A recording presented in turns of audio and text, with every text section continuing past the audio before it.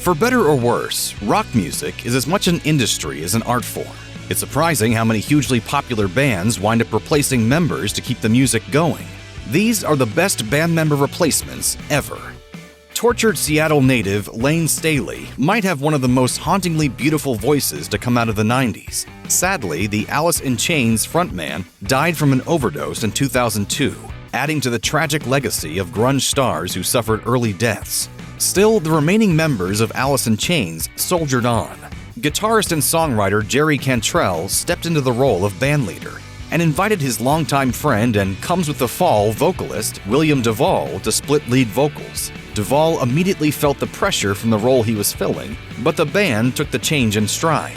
And as you do that night after night, you develop this organic chemistry of your own, and it kind of becomes its own thing. Cantrell has stated that while replacing Staley was a risk for both DuVall and the remaining members of Alice in Chains, DuVall has repeatedly proven to be the right man for the job. His vocal contributions to the band's 2009 album, Black Gives Way to Blue, showcase how successfully DuVall integrated into the new lineup. New York's makeup-covered quartet Kiss is responsible for many rock radio staples, including Rock and Roll All Night, Love Gun, Detroit Rock City, and I Was Made for Loving You. The group was a massive act in the latter half of the 1970s, but there were signs of wear and tear by the end of the decade.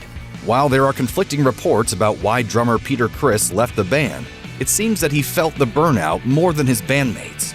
According to Ultimate Classic Rock, Criss says he retired his Catman stage persona in 1980. However, co-frontmen Gene Simmons and Paul Stanley maintain that he was actually fired. Whether or not Criss left the band voluntarily, his departure led to Eric Carr taking over drum duties just a few months later.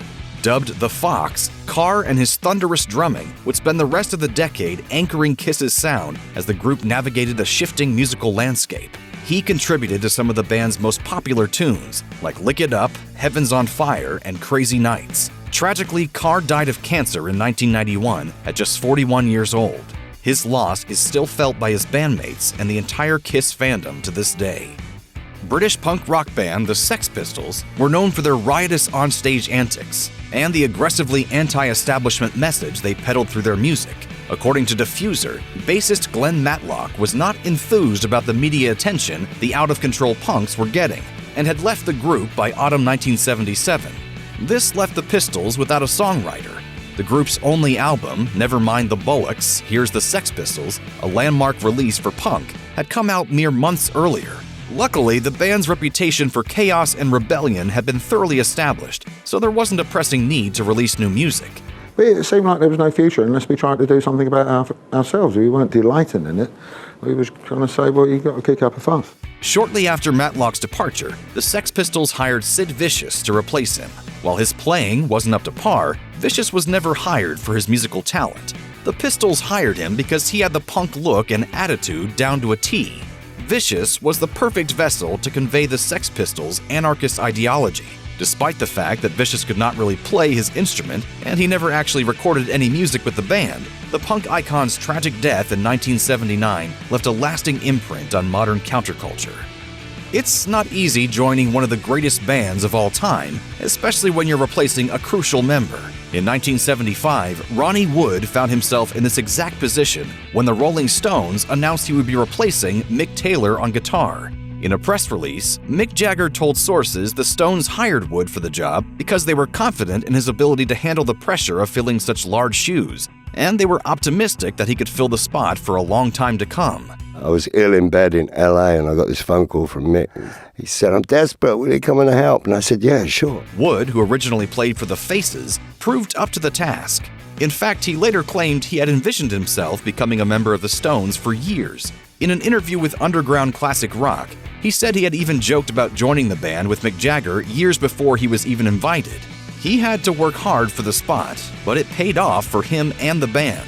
Over the years, he and Keith Richards have become known as one of the great guitar duos of all time. Although Wood missed the band's earliest recordings, it's hard to imagine the Stones without the pair speaking to each other and the audience through their instruments.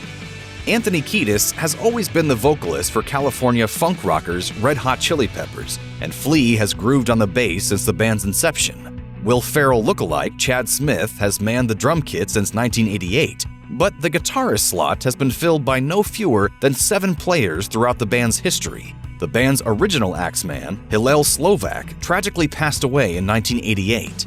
Dave Navarro, most famous for his work in Jane's Addiction, also had a brief stint in the Chili Peppers. Josh Klinghoffer contributed guitar live and in studio for most of the 2010s. All were worthy musicians, but for this band, one guitarist stands head and shoulders above the rest. His name is John Frusciante.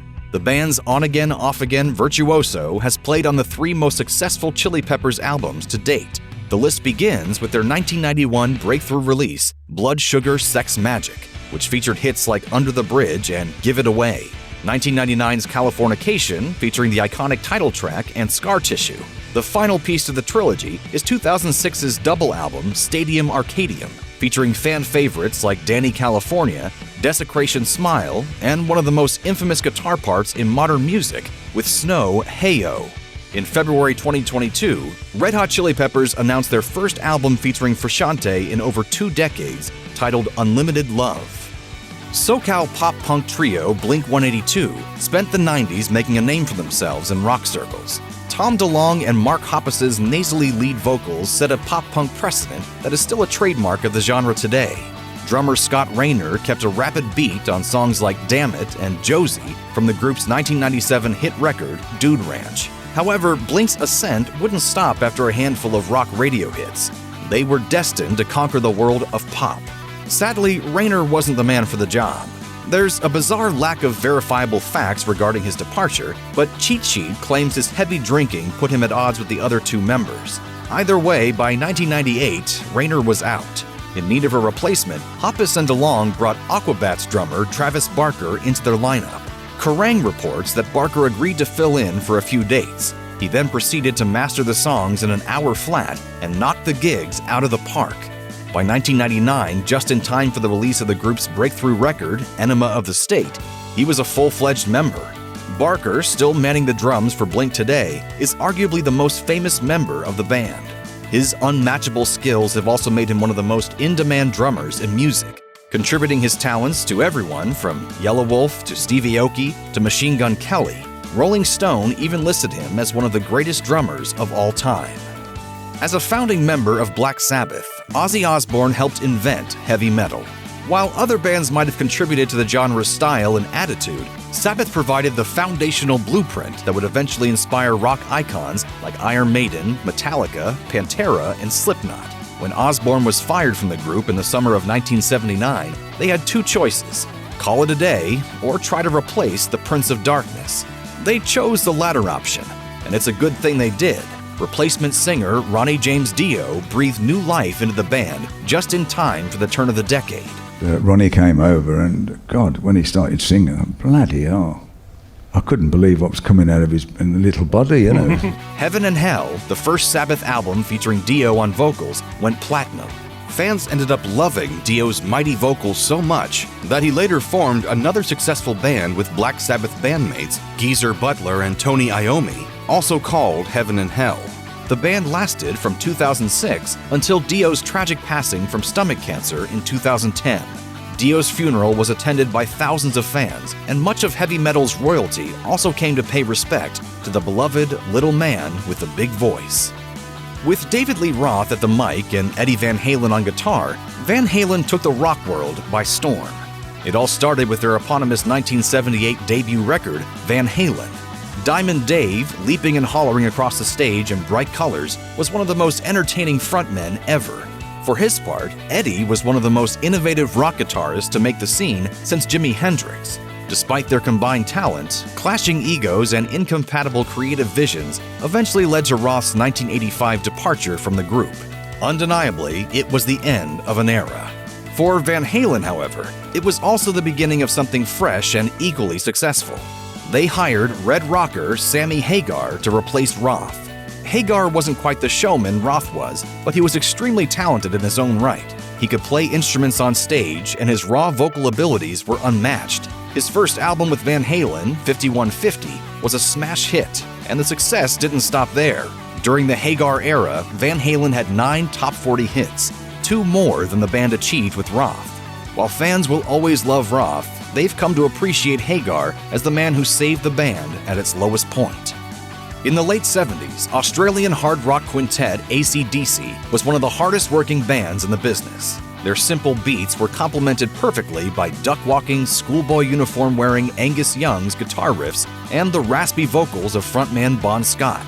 They were just starting to make a name for themselves when Scott tragically died after a night of binge drinking in February 1980, Ultimate Classic Rock reports. The band mourned the loss of Scott hard, but they didn't hang up their guitars. Instead, months later, they brought in English singer Brian Johnson. Swapping out frontmen is always a risky move, but Johnson was no mere replacement. He and his inimitable voice was the band's ticket to new heights of commercial success.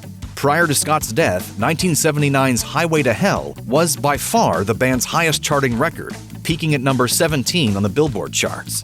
1980's Back in Black, the group's first album with Johnson on vocals, was a blockbuster hit on another level entirely. The title track, You Shook Me All Night Long, and Hell's Bells are still some of the most beloved headbanging tunes in history. Guitar World acknowledges that today, it's the single highest-selling rock record ever. Johnson, now a beloved member of the group, is still bringing down the house with AC/DC today. Paul Di'Anno infused Iron Maiden's British heavy metal sensibilities with the more grounded fury of punk rock, leading to two solid early records, Iron Maiden and Killers. While Di'Anno's contribution to Iron Maiden made for an original sound, he had trouble keeping up with the intense instrumental backing his bandmates provided. In an interview with Louder Sound, he said he felt somewhat disingenuous fronting such an epic ensemble, even admitting that he doesn't blame the group for firing him.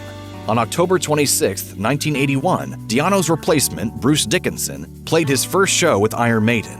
Originally known by the stage name Bruce in the band Samson, Dickinson switched his name to something a little less goofy after being hired. From there, he donned some leather and studs, and he proceeded to propel Maiden to dizzying new heights of heavy metal glory with his supreme operatic voice. Rolling Stone listed the first Iron Maiden album to feature Dickinson, 1982's Number of the Beast, as the fourth greatest metal album of all time. There's a reason for that. Songs like the title track and Run to the Hills rank among metal's most beloved tunes, thanks to an untouchable frontman truly worthy of Iron Maiden's enormous vision. Check out one of our newest videos right here. Plus, even more grunge videos about your favorite rock bands are coming soon. Subscribe to our YouTube channel and hit the bell so you don't miss a single one.